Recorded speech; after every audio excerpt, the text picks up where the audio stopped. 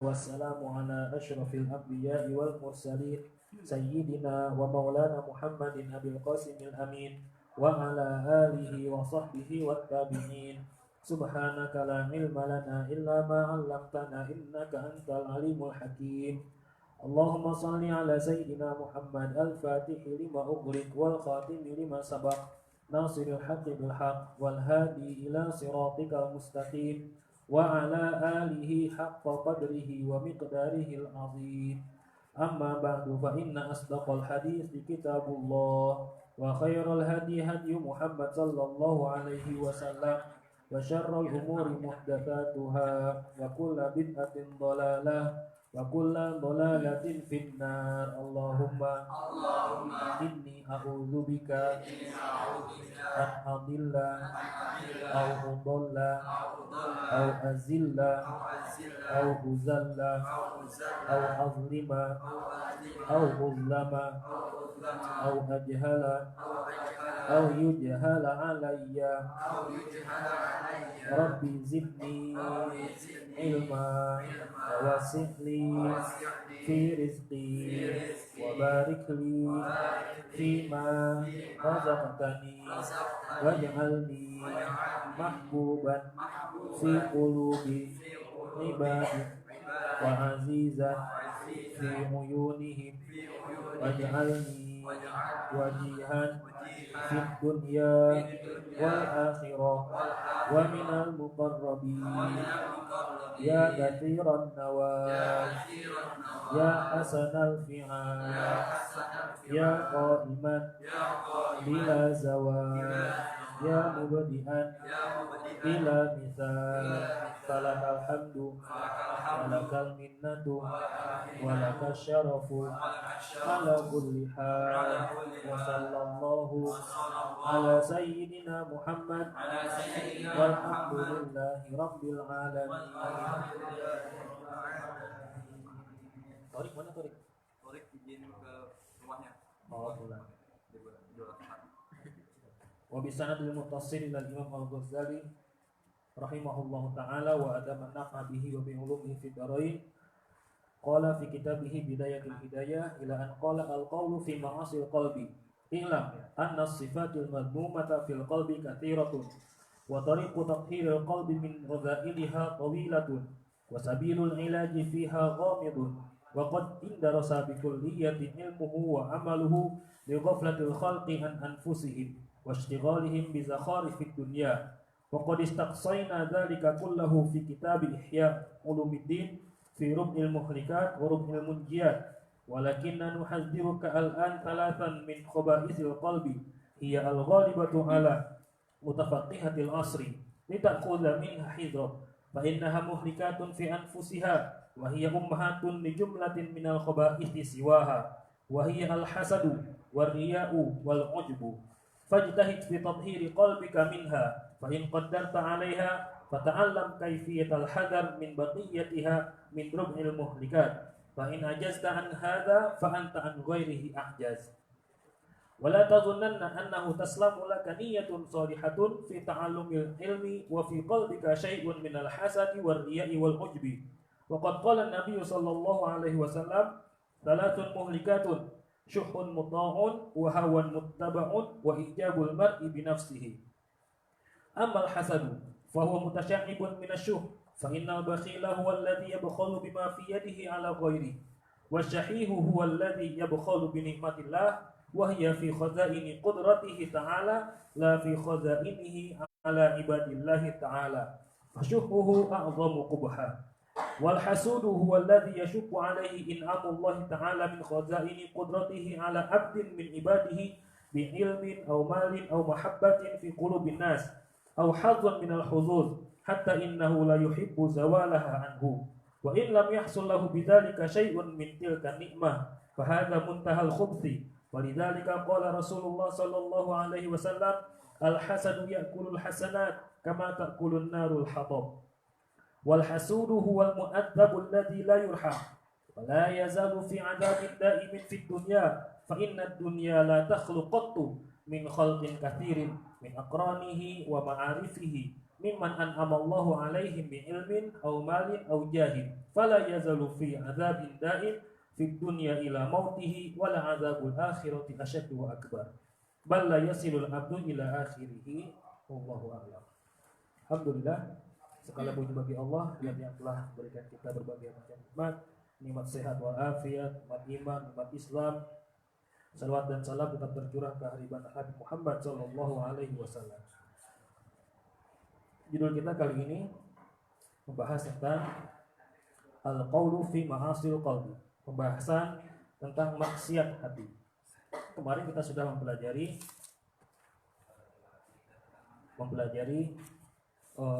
adab-adab beribadah kepada Allah Subhanahu wa taala, dari mulai bangun tidur sampai tidur lagi.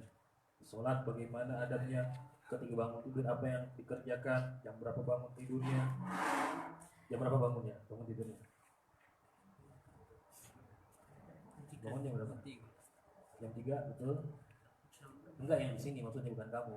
Kalau kamu jam 6 baru bangun. Yang Ghazali mengatakan dari mulai sebelum subuh, sebelum terbit fajar sudah mulai bersiap-siap, sudah mulai bangun. Dan bahkan kita di sini peraturannya demikian. Mengapa? Ya karena di sini kita bukan hanya sekedar mencari ma'isyah dunia, bukan hanya mencari kehidupan dunia. Mungkin kalau orang bekerja, bahkan orang bekerja sekalipun mereka kalau siang digunakan untuk bekerja, malam digunakan hanya untuk melepas lelahnya, apa yang didapatkan oleh mereka? Apa yang didapatkan oleh mereka kira-kira? Siang capek, siang seperti budak, malam seperti bangkai.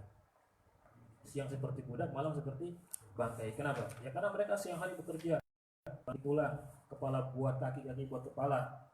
Begitupun ketika malam mereka istirahat karena saking kecapeannya, mereka pun terkadang bangun subuh kesiangan. Itu mereka yang memang orientasinya adalah dunia. Maka dikatakan siangnya mereka adalah budak, malamnya adalah bangkai. Artinya bangkai nggak bangun malamnya. Tapi kalau kita di sini, alhamdulillah, kita sebagai santri, kita sebagai orang yang niat untuk ilmu, mencari ilmu keseimbangan antara dunia dan akhirat, maka seharusnya sebagai santri, seharusnya sebagai pelajar, sebagai thalib ilm, sebagai orang pencari ilmu, masa mau sama dengan mereka kuli bangunan yang memang tiap harinya, yang memang mereka dedikasikan hidupnya hanya untuk orientasinya hanya untuk dunia saja. Apakah antum mau sama seperti mereka? Dan apakah antum di sini dalam rangka untuk sama seperti mereka? Tentu aja enggak. Kita di sini semua sama-sama belajar, bagaimana cara kita mengatur waktu. Kita sedang pelajari kitab Bidayatul Hidayah, bagaimana Imam Al-Ghazali mengarahkan kita, mengajarkan kita untuk memanage waktu kita. Sudah kita bahas, sudah kita pelajari bagaimana cara kita memanage, mengatur waktu kita dari mulai bangun tidur sampai tidur lagi. Nah itu sudah kita pelajari, alhamdulillah. Sudah dari mulai Ramadan kemarin kita pelajari. Insya Allah sebentar lagi akan hatam. Semoga ilmu yang kita dapatkan manfaat. Artinya manfaat apa sih? Apa artinya manfaat? Bukan cuma dibaca terus langsung hilang gitu saja. Tidak, tapi dibaca dan diamalkan. Tapi dibaca untuk diamalkan. Kita mengkaji ini tujuannya adalah untuk memperbaiki diri kita, supaya diri kita lebih baik lagi. Tidak sama seperti mereka yang siang harinya seperti budak, malamnya seperti bangkai. Sudah cuma kerak saja kalau malam ya. Oke lah, sekali dua kali nggak jadi masalah, mungkin karena kelelahan, karena kecapean. Tapi kalau menjadi kebiasaan tiap hari, ini berarti ada sesuatu. Ada sesuatu. Apa sesuatu itu? Itu harus dicari simpul permasalahannya di mana. Harus diuraikan benang-benang yang kusut ini. Mengapa kita tidak bisa untuk menjalankan qiyamul lail, untuk menjalankan wirid pada sepertiga malam terakhir? Karena penting bukan untuk hasanah, bukan untuk ma'had, bukan untuk kampus, tapi penting untuk diri kita juga. Mengapa? Karena beda orang yang mendawamkan zikir kepada Allah Subhanahu wa taala, orang yang mendawamkan bersalawat atas Nabi Muhammad sallallahu alaihi wasallam, dilihat dari air wajahnya itu sudah berbeda. Dilihat dari air wajahnya sudah berbeda. Antara orang yang sering mendawamkan sholawat, orang yang sering melanggengkan zikir kepada Allah Subhanahu wa taala, jelas berbeda. Tidak seperti orang-orang kebanyakan yang memang orientasinya adalah orientasi dunia, hanya tujuannya adalah hanyalah untuk mengumpulkan harta, mencari uang, hingga mereka pun capek, wajar karena mereka mau orientasinya seperti itu. Karena mereka kerjaan seperti itu, tapi orang seperti itu, orang-orang seperti mereka, apakah kehidupan mereka ada keberkahan di dalamnya? Tentu tidak ada. Apakah orang-orang seperti mereka ada keberkahan di dalamnya? Tentu tidak ada. Coba perhatikan kalau mereka sudah kerja capek-capek banting tulang, tapi ternyata hidup mereka masih sama saja, nggak ada perubahan, nggak ada perubahan. Apa artinya? Artinya tidak ada keberkahan dalam hidup mereka. Artinya tidak ada keberkahan dalam hidup mereka. Sedangkan mana berkah itu apa sih? Mana berkah itu adalah ziyadatul khair. Ziyadatul khair. Apa itu ziyadatul khair? Berarti tambahnya kebaikan. Pekerjaan yang kita lakukan kalau berkah, berarti dengan pekerjaan tersebut kita tambah baik.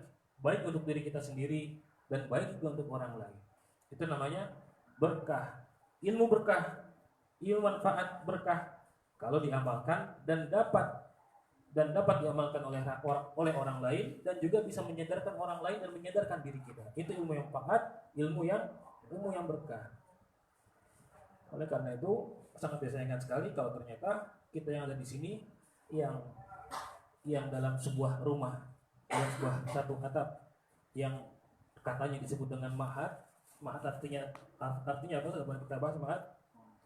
Tempat berjanji, sumpah setia dalam rangka apa? Memperbaiki diri, memperbaiki kualitas diri kita untuk apa? Untuk sama-sama mendekatkan diri kepada Allah Subhanahu wa taala, sehingga kita keluar dari sini menjadi orang-orang yang insya Allah manfaat untuk diri sendiri, untuk keluarga dan untuk orang lain. Jangan sampai kita sama seperti mereka. Sebab ketika mereka orang yang biasa-biasa saja, orientasinya dunia, namun apabila mereka mau sekali saja beribadah kepada Allah Subhanahu wa taala, artinya kuantitas dan kualitas ibadah mereka ternyata sama dengan kita yang ada di sini, berarti yang rugi siapa? Kita atau mereka? Kita. Kenapa? Kita memang menyediakan waktunya, meluangkan waktu untuk menuntut ilmu, untuk memperbaiki diri, untuk memperbanyak melakukan kebaikan ibadah kepada Allah Subhanahu wa taala, itu dalam artian ibadah yang mahdoh dan ibadah yang ghair mahdoh. Tapi ternyata kualitas kualitas ibadah kita sama seperti mereka. Sama seperti yang siang seperti budak, malam seperti bangsa. Yang kira-kira yang rugi siapa? Jelas kita. Tadi saya sholat Jumat di Masjid Az-Zikro Sentul. Kemarinnya lagi Masjid Andalus. Ketika saya sholat tadi merasakan perbedaan yang amat sangat signifikan. Apa yang saya rasakan? Ketika sholat di situ saya merasakan ruhaniyahnya terasa. Artinya apa? Ketahuan bahwasanya di Az-Zikro itu sering diadakan majlis zikir. Karena memang sudah pasti. Karena Ustaz Arifin Ilham beliau terkenal dengan kiai zikirnya. Masya Allah. Walhasil di situ tidak lepas memang dari zikir kepada Allah Subhanahu wa taala. Sedangkan orang yang berzikir, hafathumul malaika, malaikat turun ikut zikir bersamanya, ikut zikir di dalamnya, tanpa maksud untuk meremehkan atau merendahkan kaum Majlis Andalus. Allah alam, saya nggak tahu, tapi memang terasa perbedaannya dengan yang memang benar-benar di situ dipraktekkan zikir kepada Allah Subhanahu wa taala, zikir berjahar, zikir dengan mengangkat suara bareng-bareng bersama-sama, itu terasa perbedaannya. Ini selalu nikmat Tuhan kalau di situ lagi. Artinya apa? Artinya orang yang berzikir, bahkan di Az-Zikr itu saya dapat tulisan kawasan wajib sholat berjamaah ya. Kawasan wajib sholat berjamaah. Itu bagus sekali. Luar biasa. Artinya apa? Artinya ketika satu komunitas jamaah, dan antum di sini semuanya adalah jamaah komunitas. Sholat jamaah bersama, dan kita sudah komitmen. Antum di sini, kita di sini, ya sholat jamaah bareng, nggak ada istilah capek. Kalau sudah waktunya sholat berjamaah, nggak ada istilahnya alasan capek kah atau apakah, apalagi dengan kegiatan-kegiatan aktivitas yang memang harus kita lakukan demi untuk mendongkrak kualitas diri kita, seperti misalkan tahsin Quran. Itu sangat penting sekali, sangat malu sekali apabila kita yang ada di sini keluar dari sini ternyata katanya di pondok properti, tapi ternyata baca Al-Quran saja bikin malu. Katanya pondok, tapi baca Al-Quran saja bikin malu. Mana pondoknya? Jangan-jangan cuma propertinya aja, cuma dunianya aja yang diambil. Jadi pondoknya itu cuma buat batu loncatan saja, cuma buat diloncatin saja, cuma ingin mengambil keuntungan dunia saja. Betul, hal semacam ini, kalau niatnya semacam ini ya jelas sudah salah niat. Kalau semacam ini berarti sudah salah niat. Oleh karena itu kita di sini bareng-bareng bersama untuk memperbaiki kualitas diri kita. Al-Quran kita perbaiki bersama. Yang bisa membantu yang belum bisa insya Allah belajar hingga menjadi bisa nanti insya Allah. Bisa kan ya? Insya Allah bisa. Harus azam, harus kuat, kita harus kembali berpikir, harus kembali kita berpikir kedewasaan diri kita, dan kita berpikir, kita bertanya untuk apa kita di sini ya? Untuk apa kita di sini? Apakah cuma untuk ngeramai-ramain doang? Tidak. Saya pikir Mas Riko juga menerima antum di sini cuma bukan untuk meramaikan hasanah, bukan. Sebab banyak beberapa orang yang malah ditolak, tidak diterima. Karena memang kita inginkan mencetak generasi, bukan hanya sekedar menampung, tapi kita mencetak generasi. Dan antum Masya Allah, Alhamdulillah termasuk orang-orang yang beruntung, kalau saya katakan ya. Termasuk orang-orang yang beruntung, Alhamdulillah. Jadi insya Allah akan kita giatkan lagi yang mulainya, wirid yang mulai juga ya, fatul jamaah, yang satu ketinggalan. Tahsin Qurannya juga sangat penting, paling penting. Percuma saja belajar bahasa Arab tapi tahsin Qurannya belepotan, baca Qurannya belepotan.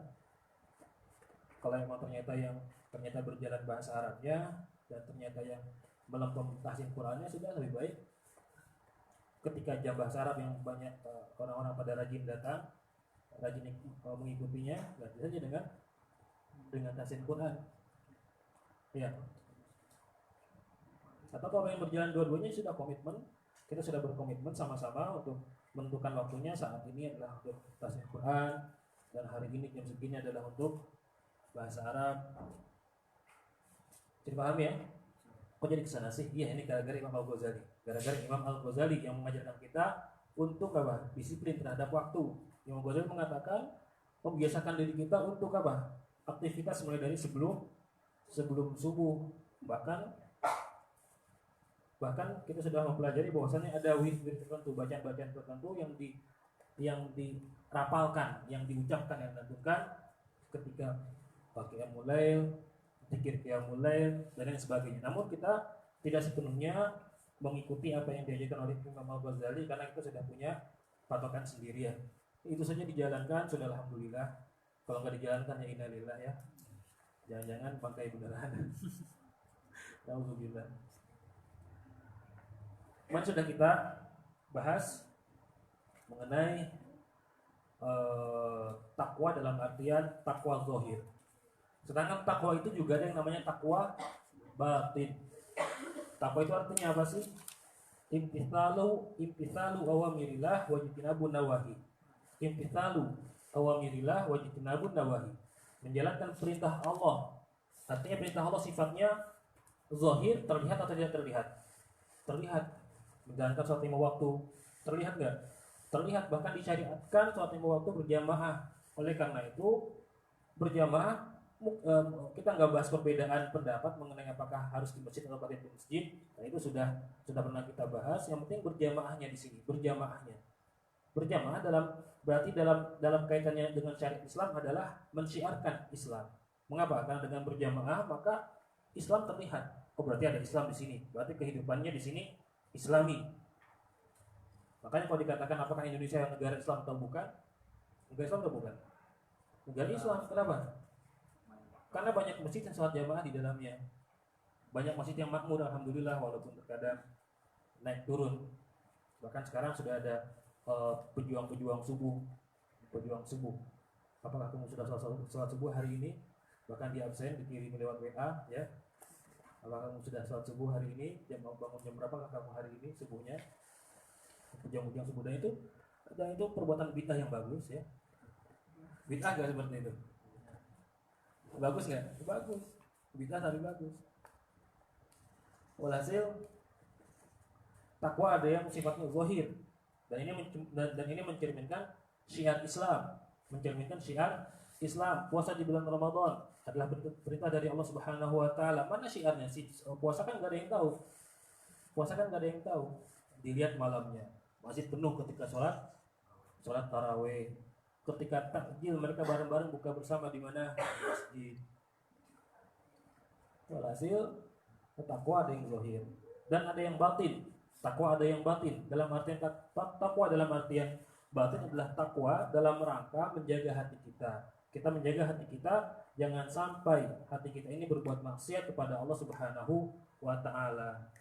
Karena yang berbuat maksiat bukan hanya tangan, bukan hanya mata, bukan hanya kaki, bukan hanya telinga, bukan hanya lisan, tapi hati juga berbuat maksiat. Oleh karena itu, siapa yang hatinya bersih, siapa yang hatinya bagus, dikatakan dalam sebuah hadis, idza saluha sairu jasadihi wa idza fasada sairu jasadihi. Apabila hati itu bagus, maka akan bagus semua badannya. Apabila jelek hati itu, maka akan jelek seluruh badannya. Artinya apa? Artinya dari hati ini mencerminkan perilaku kita.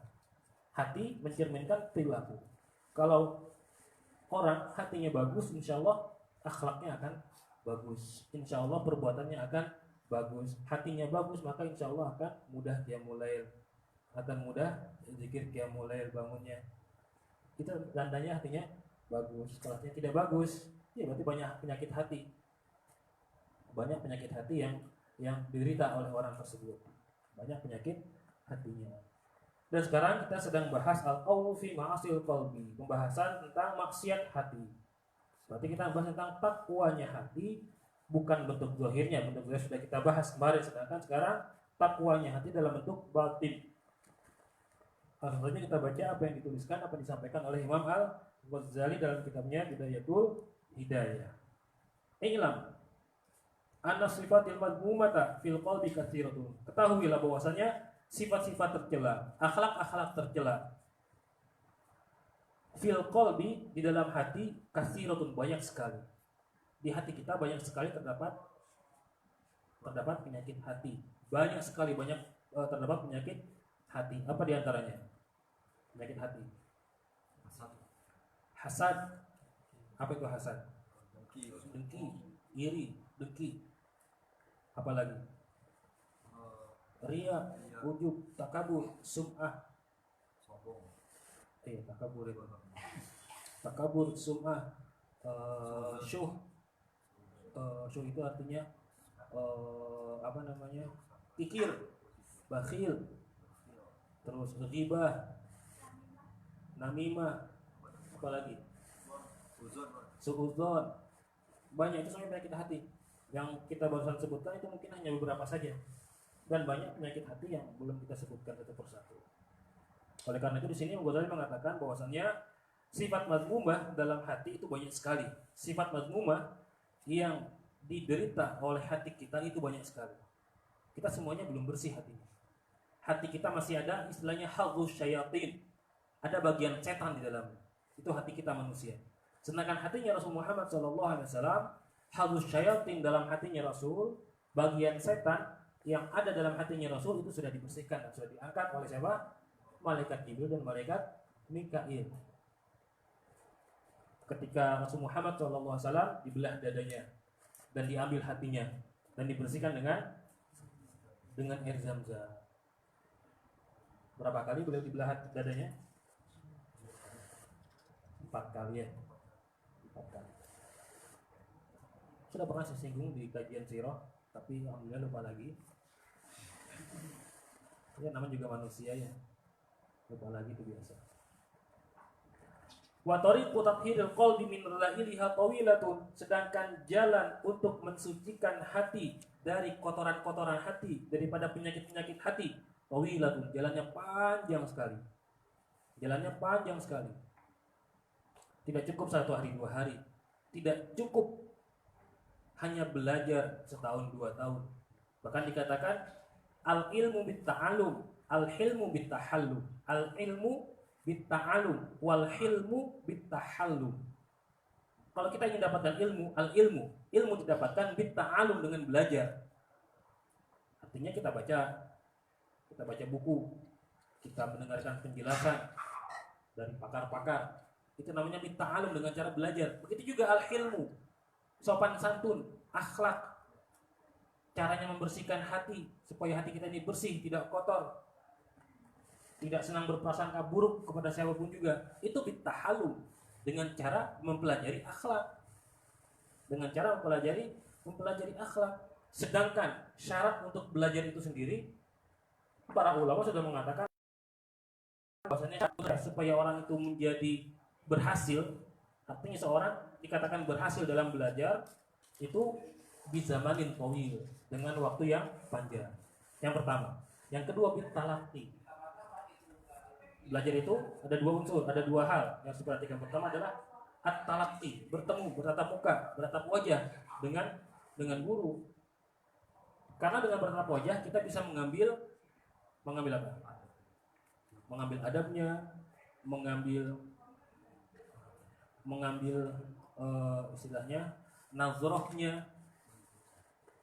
Karena dengan bertatap muka, maka guru melihat, murid pun melihat guru.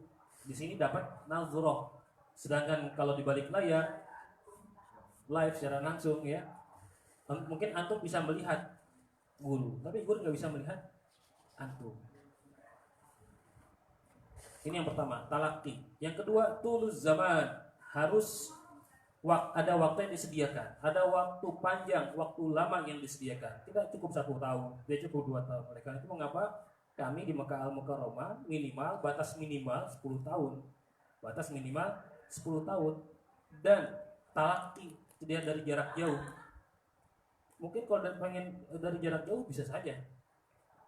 Guru kami sana di Mekah live secara langsung streaming, baik dari FB ataupun yang lainnya. Sedangkan kita di rumah sambil minum kopi, sambil mungkin leyeh-leyehan. Bisa nggak? Bisa, zaman modern sekarang. Tapi enggak seperti itu. Tapi enggak. Diwajibkan, disyaratkan untuk ilmu talaqi, bertemu, tatap wajah, supaya dapat nazrah dari guru, dan juga tulus zaman, waktu yang panjang, waktu yang lama. Itu untuk mempelajari ilmu ta'allum atau ilmu tahallum. Al ilmu bit ta'allum wal hilmu bit tahallum. Oleh karena itu di sini wa tariqut tathhiril qalbi, jalan untuk mensucikan hati, jalan untuk membersihkan hati min radzailiha, dari kotoran-kotoran hati, dari penyakit-penyakit hati, tawilatun, jalannya panjang, gak gampang. Oleh karena itu kita dalam rangka membersihkan hati kita nggak cukup untuk 1 kali pertemuan, 2 kali pertemuan, 1 kali pembahasan, 2 kali pembahasan. Tapi harus terus istimror, terus berlangsung, harus terus dipelajari supaya hati kita bersih dari berbagai macam kotoran-kotoran, bersih dari berbagai macam penyakit-penyakit hati. Wasabilul ilaji fiha ghamidun, begitupun juga cara untuk menyembuhkan penyakit-penyakit hati, ghamidun, sangat terjal, sangat sulit, sangat sukar sekali. Tadi pertama, jalan untuk mensucikan hati dari kotorannya panjang, dan menyembuhkan penyakit hati itu sukar, sulit. Oleh karena itu harus ada waktu dan harus ada usaha. Harus ada waktu dan harus ada usaha. Waktu dalam artian apa? Waktu dalam artian kita untuk menempuh jalan yang panjang ini untuk membersihkan hati kita dari berbagai macam kotoran-kotoran. Dan usaha apa? Usaha untuk memperbaiki hati kita walaupun sukar, walaupun sulit, walaupun sangat sulit sekali. Dan ternyata selain kita butuhkan waktu panjang, selain kita juga sulit untuk membersihkan hati kita, karena terkadang orang sudah memang tabiat aslinya, sudah wataknya seperti itu, sudah memang dilahirkan, memang wataknya seperti itu, sudah dia wataknya seperti itu. Bisa nggak diperbaiki? Bisa, tapi butuh perjuangan yang ekstra keras. Ada orang dilahirkan dari orang tua yang memang orang tua yang beradab, sehingga melahirkan keturunan yang beradab. Gampangannya gini, orang tuanya orang soleh, insya Allah anaknya menjadi soleh. Tapi ternyata ada orang tua yang, misalkan ya, ada orang tua preman dan hatinya keras, dalam mendidik pun, hatinya pun kotor. Anak yang dilahirkannya pun maka tidak akan jauh dari sifat orang tuanya, karena sifat anak itu mewarisi sifat orang tua. Kira-kira kalau misalkan dua anak dari keturunan yang berbeda ini dikumpulkan jadikan satu, sama nggak sifatnya? Jelas beda. Kalau yang satu gampang dikasih tahu, dibanguninnya gampangnya gitu. Yang satunya dibanguninnya susah. Misal contoh, tapi kalau di sini enggak ya, bangunnya gampang semua ya. Alhamdulillah. Betul, gampang semua. Enggak ada yang susah di sini. Enggak ada satu.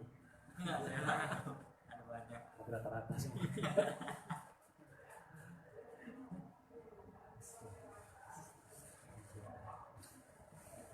Selain dua faktor ini, waktu yang panjang dan sulitnya untuk membersihkan hati kita,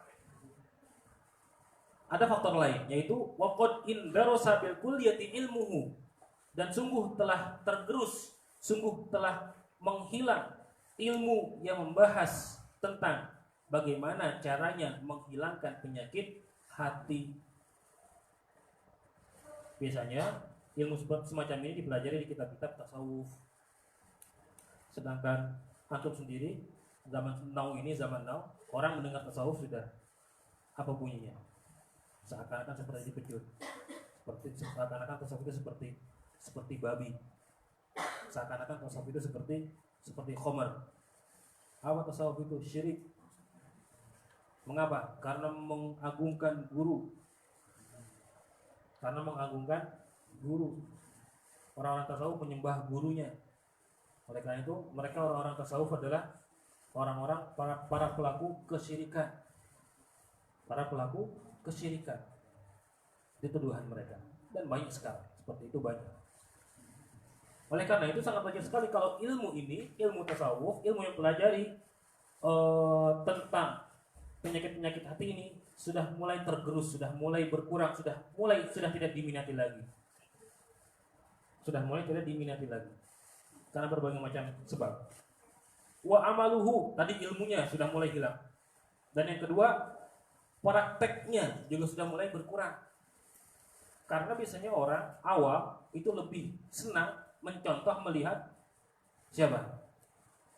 Melihat ulama, melihat orang soleh, atau mencontoh mereka yang terkenal di TV. Akhirnya ketika ada mode pakaian seperti ini, ketika mereka mengajarkan tindakan-tindakan seperti ini, gaya selfie seperti ini diikutin. Tapi ketika ada para ulama, orang yang soleh, mereka bahkan tidak mau mengikuti mereka, para orang-orang yang soleh. Oleh karena itu penyakit hati semakin berkembang, penyakit hati semakin marak, penyakit hati semakin meluas di tengah-tengah masyarakat. Yang pertama karena mulai tergerusnya ilmu, yang kedua karena tidak ada praktek dalam setiap individu umat Islam. Mereka kiblatnya bukan kepada orang soleh lagi. Mereka kiblatnya bukan kepada orang soleh lagi, tapi mereka kiblatnya kepada orang-orang terkenal, menjadi tenar karena mungkin kecantikannya, karena perannya yang bagus di film, di sinetron. Wallahu a'lam. Selain itu juga li ghaflatil khalqi an anfusihim. Karena kelalaian manusia terhadap diri mereka sendiri. Wastighalihim bi zakharifid dunya, dan kesibukan mereka untuk mencari dunia. Karena kebanyakan mereka orang awam, orientasinya adalah orientasi dunia, bukan hanya orang-orang awam saja, bahkan mereka orang yang berpengetahuan, orang yang berpendidikan. Kalau tidak ada dasar pendidikan agama yang bagus, maka kebanyakan dari mereka apa yang mereka peroleh dari belajar mereka di dunia pendidikan tersebut orientasinya adalah orientasi dunia. Dan hal ini dapat menyebabkan penyakit hati semakin merebak, penyakit hati tambah subur dan tambah banyak. Waqad istaqsayna dzalika kullahu fi kitab Ihya Ulumuddin, dan telah kami bahas bagaimana caranya menyelesaikan masalah ini, dalam artian bagaimana caranya kita memperbaiki hati kita, bagaimana kita mensucikan hati kita, membersihkan hati kita dari berbagai macam penyakit, dari berbagai macam kotoran-kotoran yang hinggap di hati kita. Kata Imam Ghazali, sudah kami bahas dalam kitab saya yang berjudul Ihya Ulumuddin. Beliau punya kitab yang lebih luas lagi membahas masalah penyakit hati. Kitabnya bernama Ihya Ulumuddin. Firub ilmu muhlikat, burub ilmu munjiat. Ada 2 bab yang bahas tentang penyakit hati. Yang pertama rubul munjiat dan rubul muhlikat. Walakin nanuhadziruka, akan tetapi Imam Ghazali di kitab Bidayatul Hidayah ini menyimpulkan sedikit yang akan beliau sampaikan. Ini kita belum mempelajari kitab Ihya Ulumuddin karangannya Imam Al-Ghazali yang memang membahas masalah ini secara lebih mendetail. Tapi di kitab ini Imam Ghazali hanya menyinggung sedikit saja, dan ini pun sangat penting sekali. Untuk kita ketahui, untuk kita pelajari, dan untuk kita amalkan, bukan hanya untuk jadi hiasan saja. Kata Imam Ghazali, walakin nuhadziruka, tetapi kami nuhadziruka al-an, kami mentahzir, artinya mentahzir itu hati-hati. Al-an salasan, akan 3 perkara, 3 pokok. Min khaba'ithil qalbi, daripada penyakit-penyakit hati. Hiya al-ghalibatu ala mutafaqqihatil asri, yang biasanya menghinggapi anak atau orang zaman now.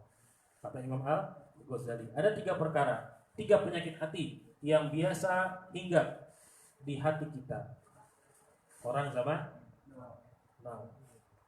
Apa saja? Yang pertama, tujuannya apa? Tujuannya litakhudha min hizrak, supaya kamu bisa hati-hati. Kita pelajari ini, 3 hal ini, penyakit hati ini, supaya kita pelajari supaya kita bisa hati-hati. Jangan sampai kita termasuk dalam kriteria 3 penyakit hati ini. Jangan sampai kita mempraktekkan 3 penyakit hati ini. Fa innaha muhlikatun fi anfusiha, karena 3 sifat ini muhlikatun, dapat membinasakan kita. Wahiyya ummahatun, dan 3 sifat ini adalah ummahat, induk daripada sifat-sifat tercela lainnya, daripada penyakit-penyakit hati yang lainnya.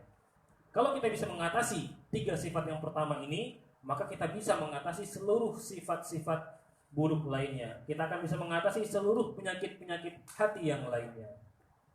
Apa sajakah itu? Wahiyya, yaitu al-hasad. Yang pertama adalah hasad. Wal riya'u, yang kedua adalah riya. Wal ujubu, yang ketiga adalah ujub. Saya ulangi, yang pertama adalah al-hasadu, hasad. Wal riya'u, yang kedua adalah riya. Wal ujubu, yang ketiga adalah ujub. Kata Imam Ghazali, kalau kita bisa membersihkan diri kita dari 3 penyakit ini saja dahulu, maka insya Allah penyakit hati yang lainnya, kotoran-kotoran hati yang lainnya bisa kita atasi. Yang penting kita bisa mengatasi hati kita dari 3 penyakit ini dahulu.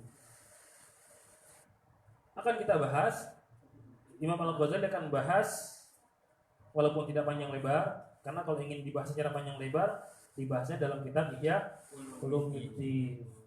Fajtahid fi tathhiri qalbika minha, maka berusahalah dengan keras untuk apa? Fi tathhiri qalbika minha, untuk membersihkan, untuk mensucikan hati kamu minha, daripada 3 penyakit ini.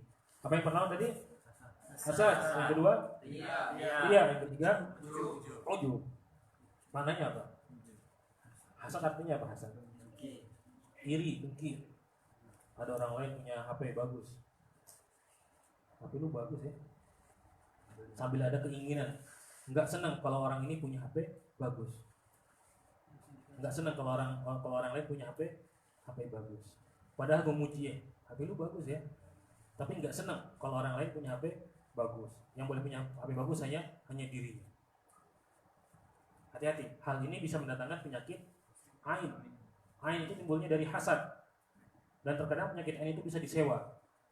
Ada orang yang memang punya keahlian untuk memberikan mentransfer penyakit ain, dibayar sama seseorang untuk mengaini, untuk mentransferkan ainnya kepada orang lain. Tuh lihat, dia punya mobil baru bagus. Sekarang kamu puji, wah mobil kamu bagus, wow keren.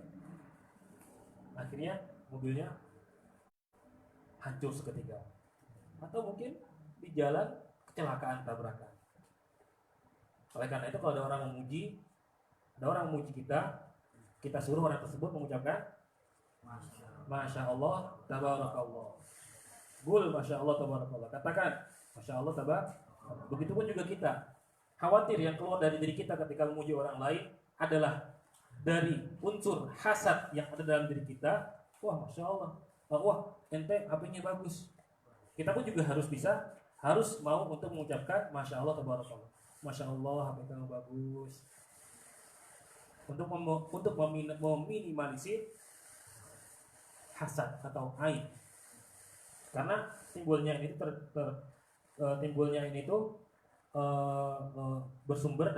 berasal dari hasad, dari rasa dengki yang tidak ingin orang lain memperoleh nikmat dari Allah Subhanahu wa taala. Itu namanya hasad, dengki. Yang kedua adalah riya.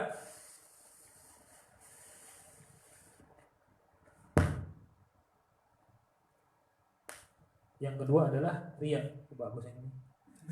Berarti suara saya sebenarnya bagus ya. Masya Allah.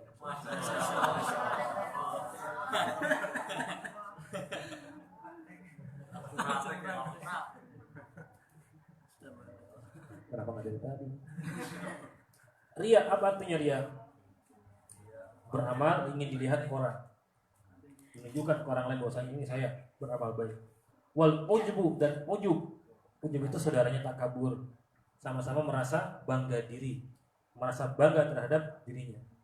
Alhamdulillah saya semalam qiyamul lail, yang lainnya nggak ada yang qiyamul lail, saya tidur semuanya.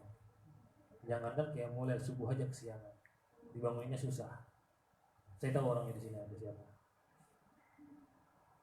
Ada kan? Ada, kelihatan dari mukanya. Mukanya aja kelihatan. Ya mukanya kelihatan langsung.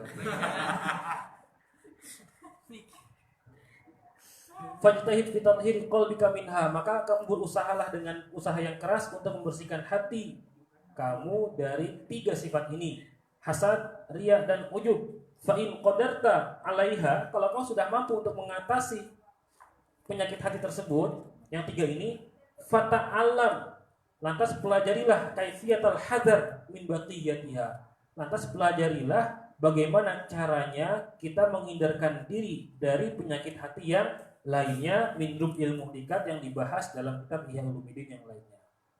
Walhasil kata Imam Ghazali, kalau kita sudah mampu untuk mengatasi 3 penyakit hati ini, hasad, riya, dan ujub, maka pelajarilah bagaimana cara kita untuk menghindari daripada penyakit-penyakit hati yang lainnya. Ingat, yang 3 ini adalah termasuk dikatakan ummahat. Apa artinya ummahat? Induk daripada penyakit hati. Penyakit itu banyak sekali, sedangkan induknya, emaknya, babonnya, ini 3 ini. Ya. Hasad, riya, dan ujub. Fa'in ajazta, tapi kalau kamu tidak mampu mengatasi 3 sifat ini, fa'anta an ghairihi ajaz, maka dengan sifat muhlikat, dengan sifat mazmumah yang lainnya, dengan penyakit hati yang lainnya, ajaz, maka kau juga pasti tidak akan mampu. Wala tazunnanna annahu taslam laka niyatun shalihatun fi ta'allumil ilmi wa fi qalbika syai'un minal hasadi war ri'i wal ujbi, maka jangan kau menyangka bahwasanya diri kamu apabila ketika menuntut ilmu telah ikhlas karena Allah Subhanahu wa taala. Alhamdulillah saya sekarang ikhlas karena Allah taala ilmu. Saya ikhlas datang ngaji, bukan terpaksa. Tapi memang karena ikhlas karena Allah taala, dalam rangka memperbaiki diri kita, dalam rangka memperbaiki hati, dalam rangka memperbaiki kualitas dan kuantitas ibadah kita kepada Allah Subhanahu wa taala. Alhamdulillah ikhlas. Apa kata Imam Ghazali? Wa tazunanna, jangan kamu menyangka annahu taslamu, bahwasanya kamu selamat, laka niyatun sholihatun, ketika kamu sudah merasa memiliki niat yang baik fi ta'allumil ilmi, ketika belajar, ketika ngaji, wa fi qalbika syai'un, sedangkan dalam hati kamu masih terdapat sedikit minal hasad, rasa dengki, wal riya, dan riya, wal ujbi, dan ujub. Artinya apa? Ketika belajar, ketika mengaji, dia pengen pintar, ikhlas lillahi ta'ala. Tapi hati-hati, jangan-jangan masih ada rasa hasud, masih ada rasa dengki. Oh iya, si dia itu juga pintar tuh, dia ngajinya rajin. Wah, dia kalau ngaji itu sering catat dan sering menjawab pertanyaan dengan betul. Iri nggak? Iri, tapi irinya bukan iri yang bagus, karena iri juga ada yang bagus. Iri yang bagus namanya bukan hasad, namanya ghibthah.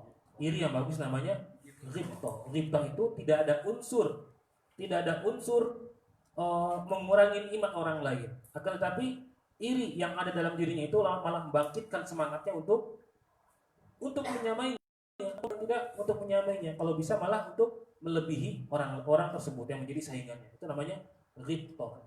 Adapun yang namanya hasad, dia nggak suka. Oh, dia ngaji juga tuh. Wah, ini gimana caranya biar dia nggak ngaji? Jangan bangunin kalau gitu. Waria, begitu juga ada sedikit rasa riya, ada sedikit sifat riya, wal ujbi, dan ada sedikit sifat ujub. Padahal itu niatnya sudah bagus, menuntut ilmu. Waqad qala Nabi sallallahu alaihi wasallam, Nabi pernah bersabda, salatun muhlikatun, 3 hal yang dapat membinasakan. Syuhun muta'. Syuh itu berarti lebih parah daripada bakhil. Kalau orang bakhil itu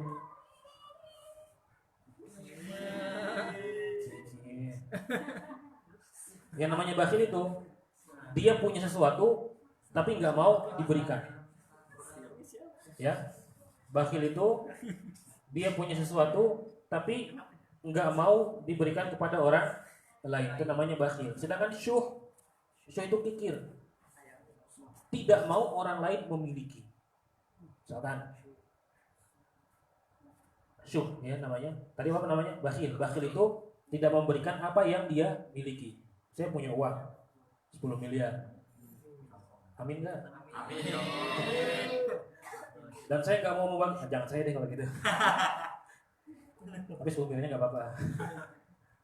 Tapi nggak mau sedikit pun dibagi dari 10 miliar ini kepada orang lain. Itu namanya bakhil.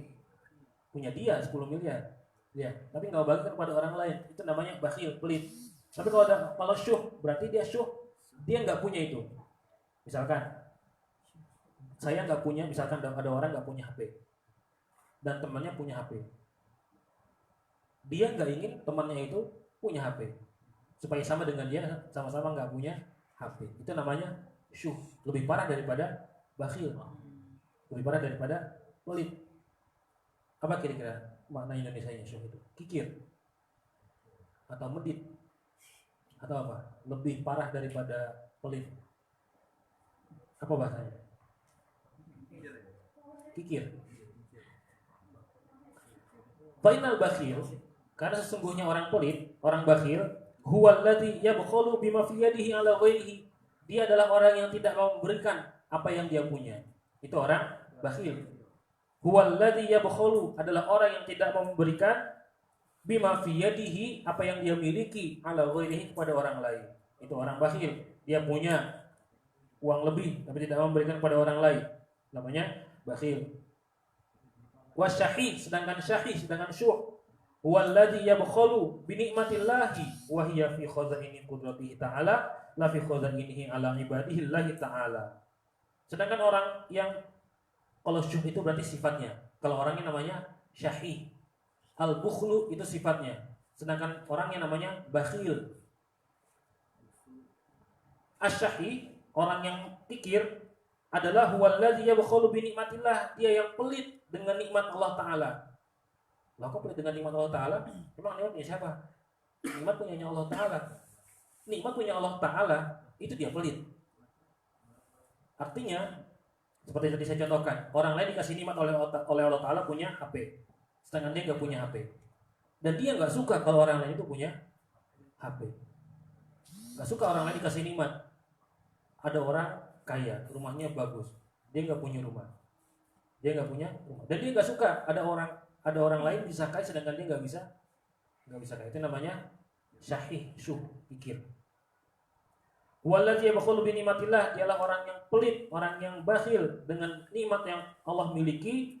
Wa hiya fi khazaini qudratihi, sedangkan nikmat itu adalah miliknya Allah Subhanahu wa taala. La fi khazainihi, bukan miliknya dia.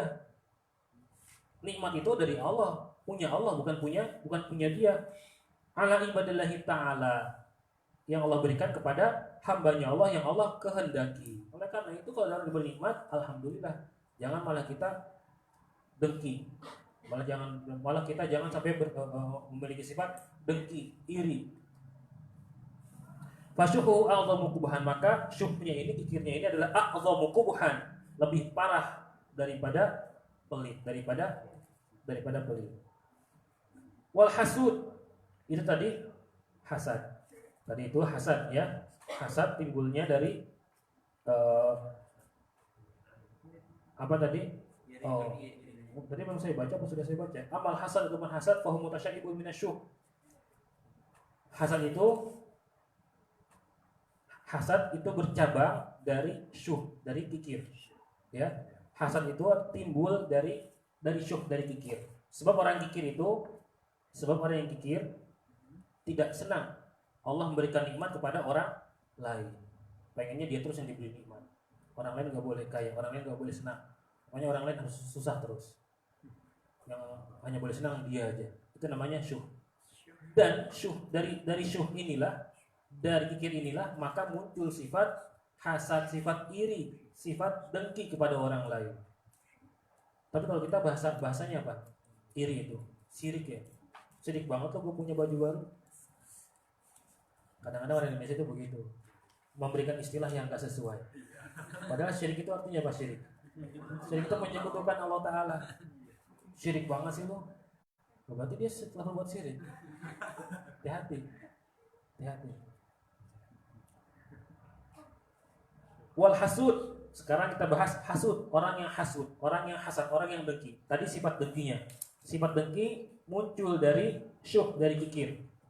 Sedangkan hasud orangnya, huwallazi yashqu alaihi in'amullahi ta'ala min khazaini qudratihi ala abdin min ibadihi bi ilmin aw malin aw mahabbatin fi qulubin nas aw hazin min al-khuzuz hatta innahu la yuhibbu zawalaha anhu wa illam yahsul lahu bidzalika syai'un min tilkan nikmah. Adalah orang yang yashqu alaihi in'amullah. Yashqu alaihi itu artinya, maksudnya adalah tidak menghendaki nikmat Allah Ta'ala, tidak menghendaki nikmat Allah Ta'ala itu terbagi. Ya syuk itu syik artinya ada sesuatu, ada semangka dibelah dua, itu namanya syik, terbelah dua. Dan dia enggak senang wallazi yasyuku alaihi namullahi ta'ala min khazaini qudratihi, dia enggak senang kalau nikmatnya Allah Ta'ala itu terbagi menjadi dua. Padahal nikmatnya Allah Ta'ala itu adalah kuasanya Allah Subhanahu wa Ta'ala ala abdin, kepada hamba Allah yang lainnya, min ibadihi bi ilmin, baik itu berupa ilmu, dia nggak suka kalau orang lain lebih pintar daripada dia. Au malin, atau harta, dia nggak suka orang lain lebih kaya daripada dia. Au mahabbatin fi qulubin nas, atau punya jamaah banyak, dia nggak suka orang lain jamaahnya lebih banyak daripada jamaahnya dia. Dia jamaahnya alhamdulillah 100 misalkan, ternyata ada orang lain jamaahnya 1000, dia nggak suka. Wah, saingan, nggak boleh, pokoknya jamaahnya harus ikut aku. Itu namanya hasud. Orangnya seperti itu namanya orangnya hasud. Au hazin minal khuzuz, atau orang punya jabatan lebih baik daripada dia.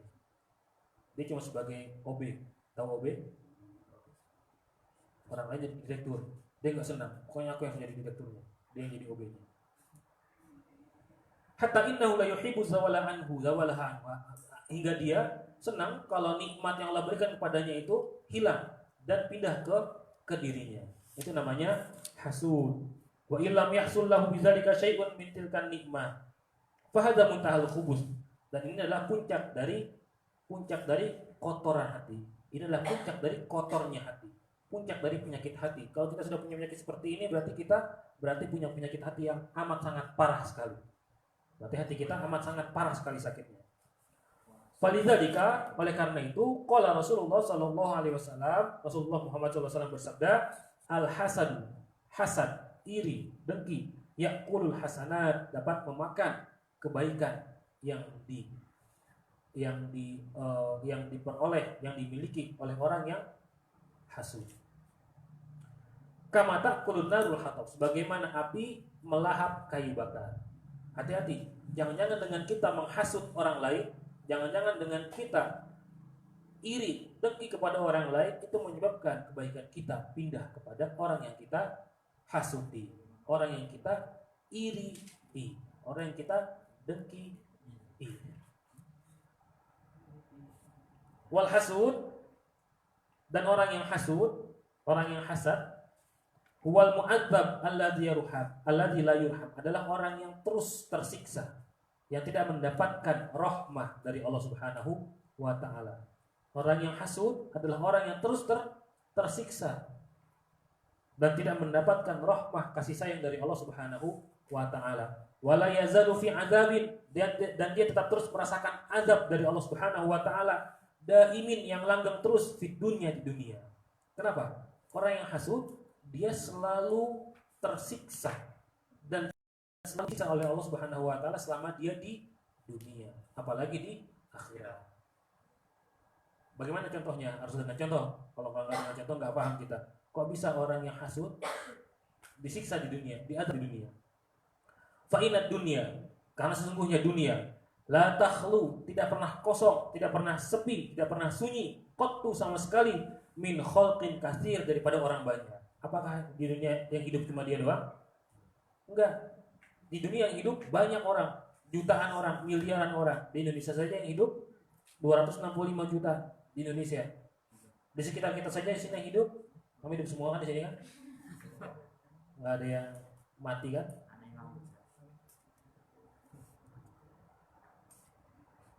Berapa orang ada di sini? Dan Allah memberikan nikmat kepada masing-masing kita yang ada di sini berbeda-beda. Si A nikmatnya sekian, si B nikmatnya sekian persen, si C nikmatnya sekian persen. Oleh karena itu, min akronihi wa ma'arifihi, baik teman-temannya maupun kolega-koleganya, mimman an'amallahu alaihim, yang Allah berikan nikmat kepada mereka. Sedangkan orang yang hasud tadi itu apa? Tidak suka orang lain mendapatkan nikmat dari Allah Subhanahu wa taala. Oleh karena tidak sukanya ini, ketika orang lain mendapatkan nikmat, maka hatinya menjadi sakit. Ketika orang mendapatkan nikmat, maka tidak terima hatinya. Ketika orang mendapatkan nikmat, maka dia pun merasa tersiksa batin. Oleh karena itu dikatakan, orang yang hasud akan terus tersiksa selamanya di dunia. Kenapa? Karena di dunia tidak pernah sepi dari manusia yang lainnya, dan setiap manusia itu diberikan nikmat oleh Allah Subhanahu wa taala. Bisa dipahami? Karena orang lain mendapatkan nikmat dari Allah Subhanahu wa taala, sedangkan dia tidak suka, bahkan hatinya sakit, hatinya dengki, hatinya iri, bahkan bisa menjadi panas hatinya kalau ada orang lain mendapatkan nikmat dari Allah Subhanahu wa taala. Dan ini hakikatnya adalah penyakit hasud itu, hakikatnya adalah berarti apa? Azab dari Allah Subhanahu wa taala. Karena tidak ridho dengan nikmat yang telah berikan kepada dirinya. Bahkan dia lebih tidak menginginkan supaya nikmat yang Allah berikan hanya diberikan kepada dirinya saja dan tidak diberikan kepada yang lainnya. Bi ilmin, baik itu berupa ilmu, au malin atau berupa harta, au jahin atau berupa pangkat. Fala yazalu fi adzabin daim, maka dia tetap terus dalam azab yang sangat pedih. Fi dunia, di dunia, ila mautihi, sampai dia mati. Tersisa enggak orang ketika orang diberi emas selalu merasa iri. Gue pengen beli kayak gitu. Orang baru beli HP baru, iri, pengen. Dan orang lain udah nggak suka kalau orang lain beli HP yang baru. Tersiksa hati orang seperti ini, sangat tersiksa sekali. Wala adzabul akhirati asyaddu akbar, dan azab negeri akhirat ini buat dunia ini belum neraka ini. Dunia sudah kaget seperti ini. Wala adzabul akhirat, azab akhirat, ya, azab akhirat masih dunia ini. Asyaddu akbar, lebih besar dan lebih pedih sekali. Lanjut, bal la yasilul abdu ila haqiqatil iman, bahkan seorang hamba tidak akan sampai pada hakikat keimanan. Dia tidak akan mampu memperoleh iman yang hakiki, iman yang benar-benar iman. Jangan-jangan cuma ngaku-ngaku saja imannya dia. Saya beriman kepada Allah Ta'ala, amantu billah, aku beriman kepada Allah. Asyhadu an la ilaha illallah wa asyhadu anna Muhammad Rasulullah. Aku telah beriman kepada Allah Ta'ala. Jangan-jangan cuma ngaku-ngaku saja. Sedangkan hakikatnya dia tidak memiliki. Iman. Mengapa? Malam yuhibba li sairil muslimin, selama dia tidak mencintai seluruh manusia. Ma yuhibba li nafsihi, sebagaimana dia mencintai dirinya sendiri. Seorang tidak akan mendapatkan hakikatnya iman kalau dia tidak mencintai orang lain sebagaimana dia mencintai dirinya sendiri. Dalam sebuah hadis disebutkan, dikatakan la yu'minu ahadukum hatta yuhibba li akhihi ma yuhibbu li nafsihi. La yu'minu ahadukum hatta yuhibba li akhihi ma yuhibbu li nafsihi. La yu'minu ahadukum, tidak beriman salah seorang di antara kalian. La yu'minu ahadukum, tidak beriman salah seorang di antara kalian. Apakah berarti dia enggak punya iman? Artinya kalau dia enggak punya iman berarti kafir? Tentu tidak. Tapi tidak sempurna imannya. Dia tidak mencapai hakikat iman yang tinggi kepada Allah Subhanahu wa taala. Hatta sampai dia yuhibba li akhihi, sampai dia mencintai saudaranya. Dia mencintai saudaranya kama yuhibbu li nafsihi, sebagaimana dia mencintai dirinya sendiri. Kalau dirinya senang mendapatkan nikmat dari Allah Subhanahu wa taala, maka dia pun akan senang apabila ada saudaranya, apabila ada kawannya mendapatkan nikmat dari Allah Subhanahu wa taala. Makanya kalau ada teman dapat kiriman barang, paketan datang, harus senang juga. Ya. Jangan malah ngiri, wah tiap hari paketan terus tuh dia. Kayak kemarin tuh siapa tuh? Kiriman terus. Tapi harus ikut senang supaya dapat bagiannya.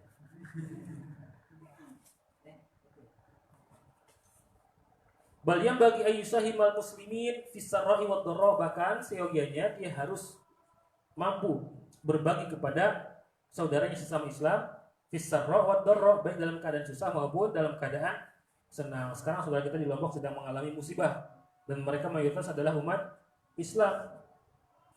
Dan kita tidak suka mereka mendapatkan musibah dari Allah Subhanahu wa taala. Oleh karena itu kita pun membantu di sini dengan mengirimkan, dengan membantu dengan apa yang kita bisa. Dengan doa, dengan mengirim bahan makanan, pakaian dan lain sebagainya. Itu sebagai bukti bahwasanya kita sudah tidak memiliki sifat hasud. Begitupun ketika mereka mendapatkan nikmat, oh ternyata yang ngasih bantuan banyak, bukan cuma aku saja. Ada orang yang kayak mendadak. Jangan-jangan kita malah jadi hasud sama orang tersebut, padahal baru kena bencana. Bahkan mungkin saja terkadang biasanya musibah seperti itu kan. Dulu saya punya tetangga rumahnya jelek, kebakaran. Setelah musibah kebakaran dapat bantuan macam-macam dan ternyata rumahnya lebih bagus daripada sebelumnya. Orang lain ada yang nggak suka, wah dulu jelek rumahnya, sekarang bagus, ngiri dia, hasud dia, karena dia dapat bantuan banyak. Nanti pengen dapat musibah, tuh kan musibah lagi. Fal muslimun kal bunyan. Oleh karena itu mereka kaum muslimin kal bunyan, seperti bangunan. Antum kalau pengen bangun rumah di Padang Panjang butuh batu bata berapa? Banyak, bukan cuma satu batu bata, tapi banyak, puluhan, ratusan, bahkan jutaan batu bata kalau yang dibangun adalah perumahan, komplek perumahan. Kaum muslimin ibarat bangunan yang saling menguatkan satu dengan yang lainnya. Batu bata yang satu tidak akan kuat untuk menjadi sebuah rumah tanpa ada bantuan batu bata yang lainnya. Dan batu bata pun tidak bisa dia kuat, kokoh tanpa ada bantuan pasir dan semen. Begitu juga batu bata tidak akan bagus dipandang kalau tidak ada cat. Oleh karena itu kalbunyan, kalau muslimun kalbunyan, orang Islam itu seperti bangunan. Kalbunyanil wahid, seperti bangunan yang satu. Yashuddu ba'duhu ba'dha, yang saling menguatkan, saling mendukung, saling menguatkan. Wa kal jasadil wahid, dan seperti tubuh yang satu. idza ishtaka minhu udwun, apabila satu tubuh mengeluh sakit, ishtaka sairul jasad, maka akan dirasakan oleh seluruh tubuh yang lainnya. Fa in kunta la tusatifu hada, kalau engkau tidak mendapati ini min qalbika pada hatimu, fashtighaluka bi talabi takhallus minal halak aham min ishtighalika bi nawadiril furu' wa ilmil khusumat. Kalau kamu tidak bisa mengatasi masalah ini, artinya apa? Kalau kita tidak bisa mengatasi tiga masalah tadi, itu hasad. Tadi yang pertama kita bahas tentang hasad saja. Kalau kita tidak bisa mengatasi yang hasad, tidak bisa mengatasi bakhilnya kita, syuhnya kita, apa kata Imam Ghazali? Fashtighaluka bi talabi takhallus minal halak ahamu, maka engkau menyibukkan diri untuk supaya bisa terlepas dari sifat hasad, dari sifat bakhil, dari sifat syuh, aham, lebih penting daripada apa? Ministigolika, daripada sibuknya kamu binawadiril furu, daripada ibadah-ibadah nawafil, wa ilmil khusumat, dan ilmu-ilmu yang lain. Artinya kalau kita masih punya penyakit hati, hasad, bakhil, dengki dan lain sebagainya, maka kita harus mempelajari apanya? Ilmunya. Sebagaimana kita sholat, maka ilmu mengenai sholat harus dipelajari. Oleh karena itu kita mengaji kitab fikih ibadah darurat, tidak mau harus mempelajari ilmu fikih ibadah.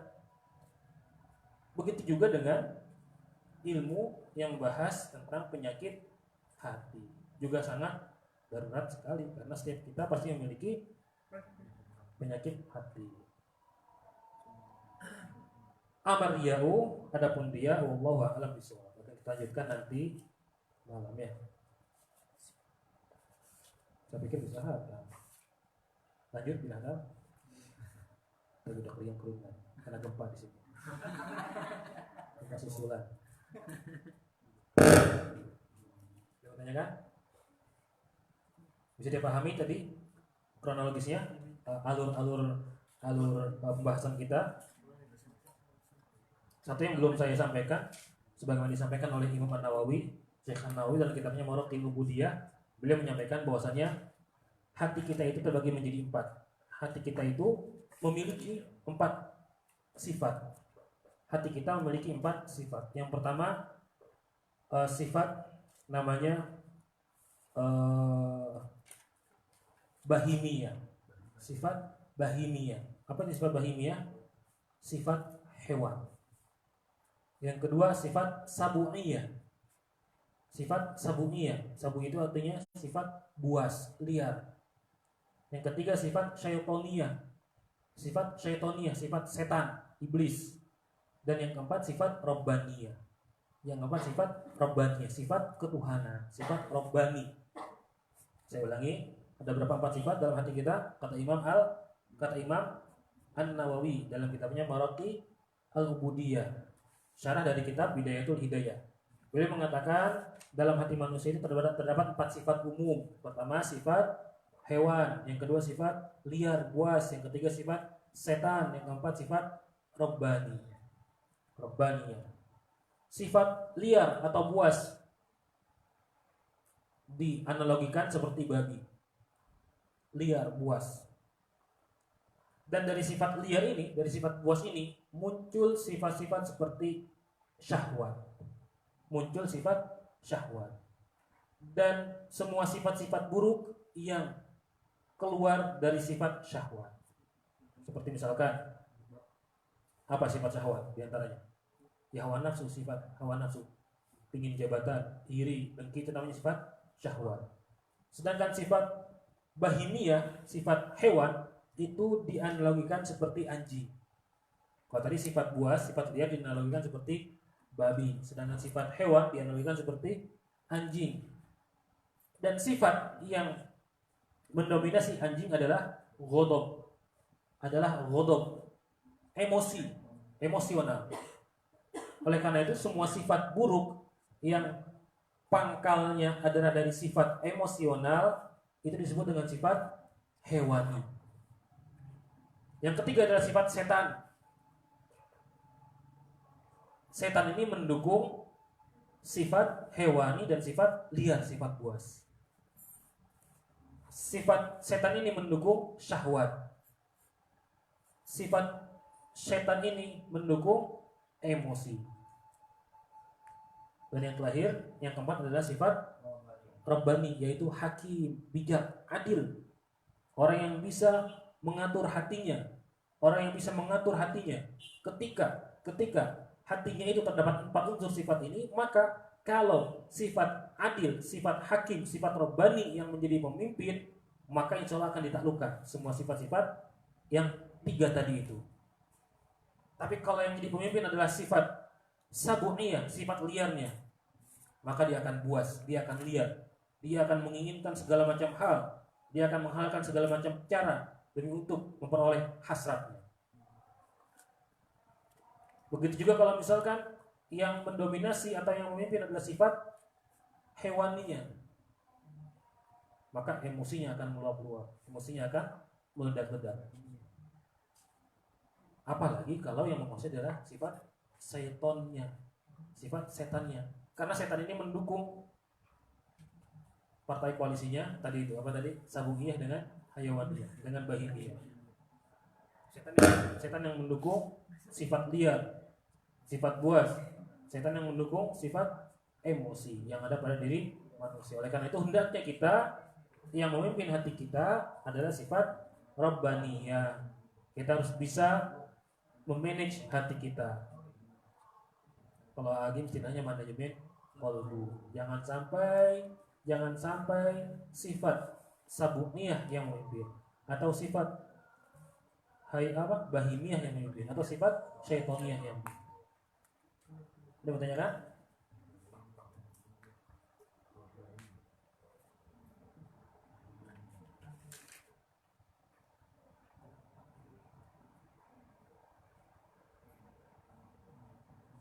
Yang masalah Gipton itu Ustaz. Ini maksudnya diri yang benar tuh kayak gimana? Gipton itu kalau ada caranya atau gimana? Iya, pertama orang yang gitu berarti dia hatinya sudah bersih.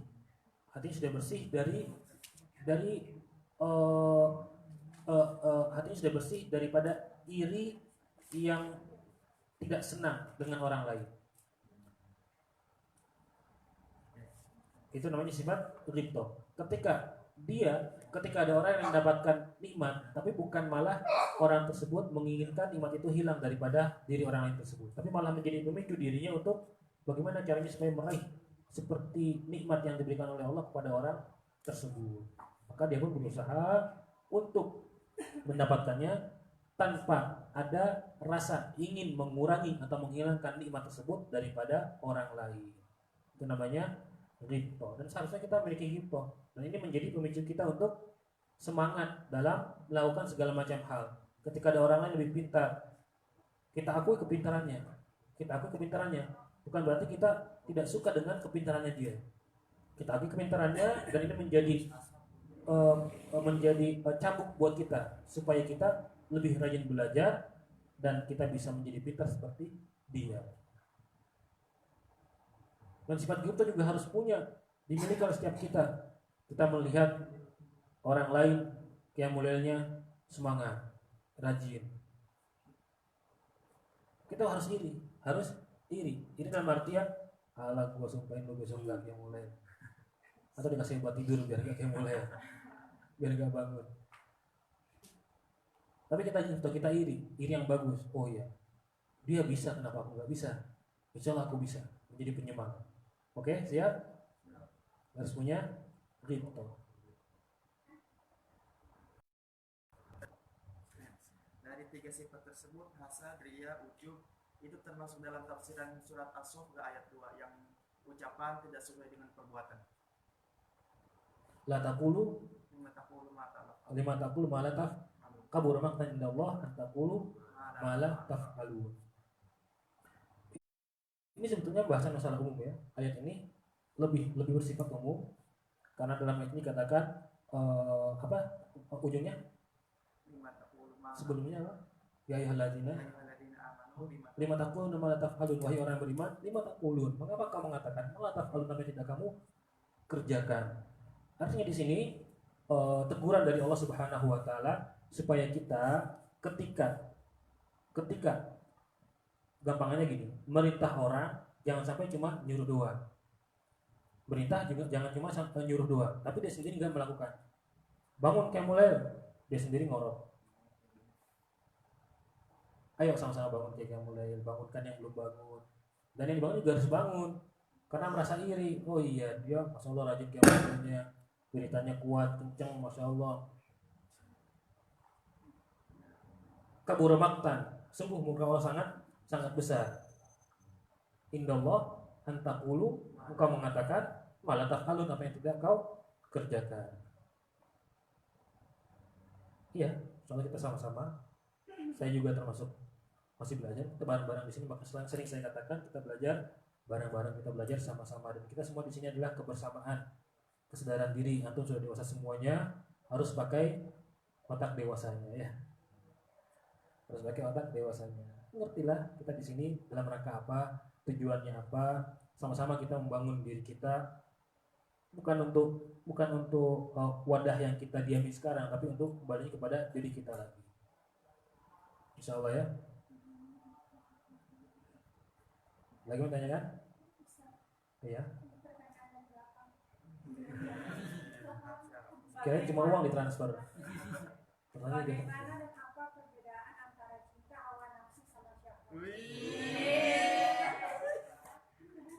Kenapa harus minum dulu?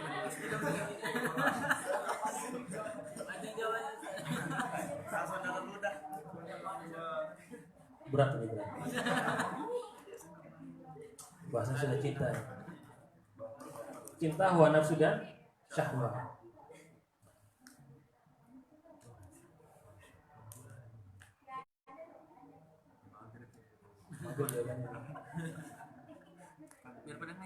Cinta, hawa nafsu dan syahwat. Tadi sudah kita bahas bahwasanya hatinya manusia ada 4 sifat. Yang pertama adalah sifat sabuniyah, liar, buas. Dari sifat liar buas ini maka muncul syahwat. Sedangkan hawa nafsu itu pun juga, ini sebetulnya pertanyaannya bukan pertanyaan yang maksudnya mungkin ingin menyamakan apa persamaannya antara cinta, syahwat dan hawa nafsu mungkin ya. Ini pertanyaannya itu, apa persamaannya? Justru perbedaannya. Oh ya, bagus, perbedaannya gampang. Hawa nafsu, bagaimana diketahui bahwasanya nafsu kita itu terbagi menjadi beberapa bagian. Pertama, apa? Nafsu al-ammarah bisu. Yang kedua nafsu lawamah. Yang ketiga nafsu al-mutmainnah. Nafsu al-ammarah bisu, berarti hati kita ini, nafsu kita ini, nafsu yang dalam diri kita ini itu selalu mengajak kita untuk berbuat buruk.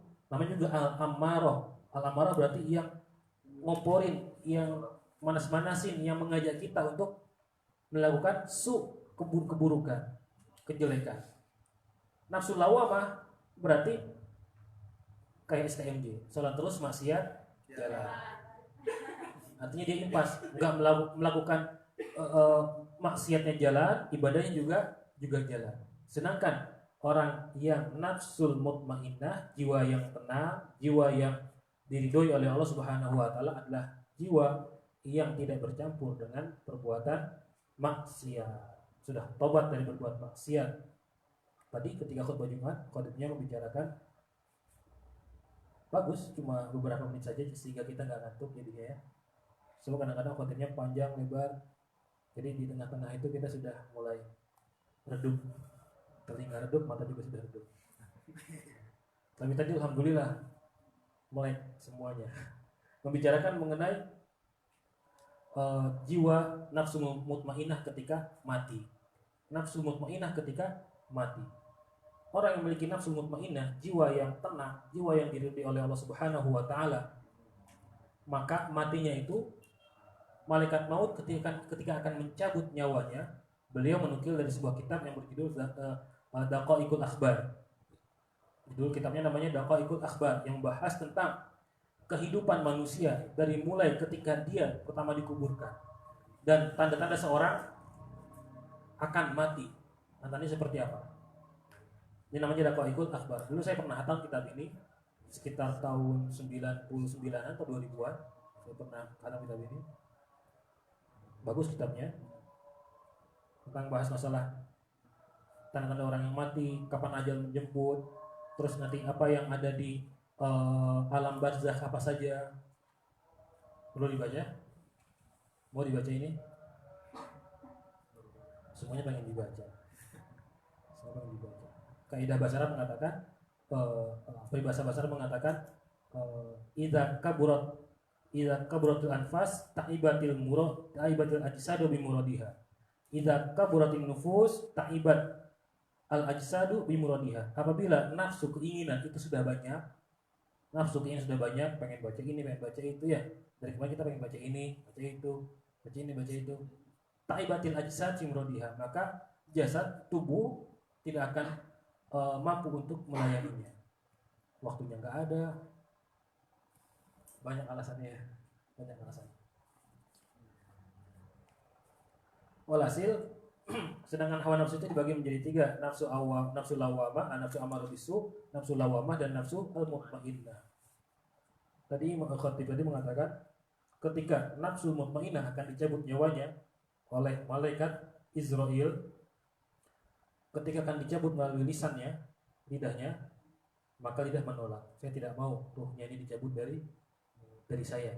Kenapa? Karena misalnya digunakan untuk zikrullah, untuk membaca Al-Quran, untuk mengajak orang berbuat baik, dan dia pun juga berbuat baik. Jangan bukan cuma sekedar mengajak doang. Karena keburamatan inda Allah taqulu mala taf'alun. Ketika malaikat Israel akan mencabut dari tangan, begitupun tangan juga menolak. Tidak, jangan cabut saya dari tangan. Kenapa? Karena tangan digunakan untuk sedekah, bukan digunakan untuk menjahili orang. Tangan digunakan untuk nulis, ilmu, ngaji, segala macam.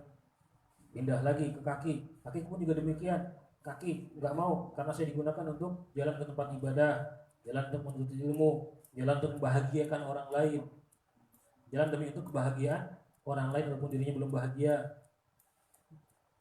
Mata begitu juga, mata digunakan untuk melihat Al-Quran. Melihat Al-Quran itu dapat pahala. Melihat Al-Quran dapat pahala. Melihat Ka'bah dapat pahala. Melihat wajahnya orang soleh dapat pahala. Tapi jangan dibacain terus ini. Ada apa ini nanti orangnya keheranan. Dan melihat wajah orang tua juga mendapat pahala. Ada empat melihat yang dapat pahala. Melihat wajah orang tua, melihat wajah orang soleh, melihat Ka'bah, dan melihat Al-Quran. Akhirnya dari mana yang mau dicabut nih? Dari mana? Hingga akhirnya balik ke Allah Subhanahu Wa Taala. Lapor kepada Allah Subhanahu Wa Taala, Israel, wahai Allah Subhanahu Wa Taala, orang ini tidak bisa dicabut nyawanya dari berbagai macam sisi. Oke, kalau gitu kamu kirim salam ke ruhnya tersebut, kamu lihat tubuhnya bahwasannya dapat salam dari aku Allah Subhanahu Wa Taala untuk dicabut nyawanya orang ini. Akhirnya mendapatkan stempel dari Allah Subhanahu Wa Taala bahwasannya orang ini, ruhnya orang ini sudah diridhoi oleh Allah Subhanahu Wa Taala. Dan ini disebut dengan husnul khotimah. Semoga kita termasuk orang yang mati dalam keadaan husnul khotimah. Amin ya rabbal alamin. Sedangkan cinta itu bisa banyak sekali, ya. Karena cinta bukan berarti kalau cinta cuma sama lawan jenis yang lainnya. Bukan, tapi cinta itu banyak sekali. Ada cinta al-mahabbah fillah, cinta karena Allah Subhanahu Wa Taala. Bahkan ketika kelak dikumpulkan di padang mahsyar, para malaikat ini ghibtohnya para malaikat kepada umat Nabi Muhammad SAW. Malaikat melihat ada sekumpulan orang, mereka berada di atas mimbar yang bercahaya, dan mereka mendapatkan mahkota dari Allah Subhanahu Wa Taala. Malaikat semuanya ngiri. Kok bisa ya mereka seperti itu? Mereka bukan malaikat, mereka manusia makhluk akhir zaman. Kok bisa mendapatkan kemuliaan dari Allah Subhanahu Wa Taala seperti itu? Apa yang telah mereka lakukan? Mereka bertanya, mengapa mereka mendapatkan keistimewaan seperti itu, Allah Subhanahu Wa Taala? Allah menjawab, li'annahu, karena mereka al-mutahabbuna fiyya. Mereka adalah orang yang saling mencintai karena aku. Mereka orang yang saling mencintai karena aku. Oleh karena itu dalam sebuah hadis dikatakan, idza ahabba al-'abdu akhahu falyulinhu. idza ahabbal abdu akhahu falyu'limhu. Apabila ada seorang yang mencintai saudaranya dalam artian mahabbah fillah, falyu'linhu, iklankan. Artinya iklankan, kasih tahu orang tersebut bahwasanya saya mencintai kamu. Katakan kepadanya, uhibbuka fillah, saya cinta engkau karena Allah Ta'ala. Dan saya ucapkan kepada antum, uhibbukum fillah. Saya nggak perlu cintanya antum. Walhasil, ada juga cinta dengan lawan jenis. Ya, kalau sudah cinta dengan lawan jenis berarti ya harus perhatikan batasan-batasan syariatnya. Batasan-batasan syariatnya. Tidak diperkenankan dengan orang yang lawan jenis untuk berkhalwat, berdua-duaan, karena watalisuhuma syaitan. Orang ketiganya adalah setan. Dan banyak sekali batasan-batasan yang sudah dibahas dalam ilmu dalam syariat Islam. Jadi kalau pengen ditanyakan persamaannya antara syahwat, mahabbah, cinta, dan apa tadi, hawa nafsu, mungkin tuh dicari persamaannya beda. Tapi kalau susah. Tapi kalau untuk dicari perbedaannya, tadi itu saja. Tadi perbedaannya. Itu kalau dimaksud perbedaannya. Kalau dimaksud perbedaannya. Lagi mau ditanyakan? Sudah asal ya. Allahumma fana ma lam tana wa alim alladhi yanfa'una wa zidna ilma. Allahumma inna nas'aluka ilma wal amal wa na'udzubika min adzabi wal zalal. Rabbana zalamna anfusana wa illam taghfir lana wa tarhamna lanakunanna minal khasirin. Rabbana atina min ladunka rahmah wa hayyi lana min amrina rasyada. Rabbana atina fid dunya hasanah wa fil akhirati hasanah wa qina adzabannar. Wa sallallahu wasallam ala sayyidina Muhammad. Subhanallah bihamdik, asyhadu an la ilaha illa anta, astaghfiruka wa atubu ilaik. Wa sallallahu ala sayyidina Muhammad walhamdulillahirabbil alamin. Wassalamualaikum warahmatullahi wabarakatuh.